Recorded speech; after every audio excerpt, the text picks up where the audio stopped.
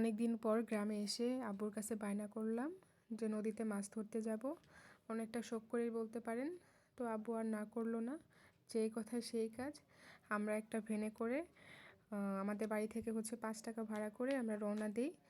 তো আর আপনাদের সাথে অবশ্যই শেয়ার করব আমরা নদী থেকে মাছ পাই কি পাই না। গ্রামে কিন্তু অনেক শীত, শহরে শীত নেই বললেই চলে, যাই হোক। তো আমরা নদীর কাছে চলে আসি।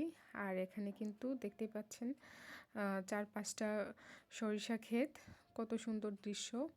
আর উপরে একটা ব্রিজ আছে, আর নিচে হচ্ছে নদী, আর এই যে দেখা যাচ্ছে ভারতের পাহাড়। তো এই জায়গাটা কিন্তু অনেক ফেমাস আমাদের গ্রামে। সবাই এখানে ঘুরতে আসে, ঈদের সময় বা যে কোনো সময় ঘুরতে আসে। তো আমরা নদীর দিকে এগিয়ে যাচ্ছি। এই সাইডটাতে কিন্তু অনেক বেশি পানি, যার জন্য আমাদের অনেকে বলল যে এদিকে পানি প্লাস হচ্ছে জঙ্গল, তাই এদিকে মাছ না ধরার জন্য বা জাল না ফেলতে। তাই আমরা ওইদিকে যে একটা নৌকা দেখা গেল, ওই নৌকায় করে হচ্ছে আমরা ওই পারে চলে এসেছি। তো নৌকায় যে আসলাম, এই ভিডিওটা দেখানো হয়নি কারণ নৌকায় ওঠার পরে অনেক বেশি ভয় লাগছিল। তো এই পারে আসার পর আব্বু হচ্ছে প্রথমেই জাল ফেললো মাছ ধরার জন্য। তো দেখা যাক যে মাছ পাওয়া যায় কি না, এত বড় নদী। তো আর এই নদীটার নাম হচ্ছে জিঞ্জিরাম নদী।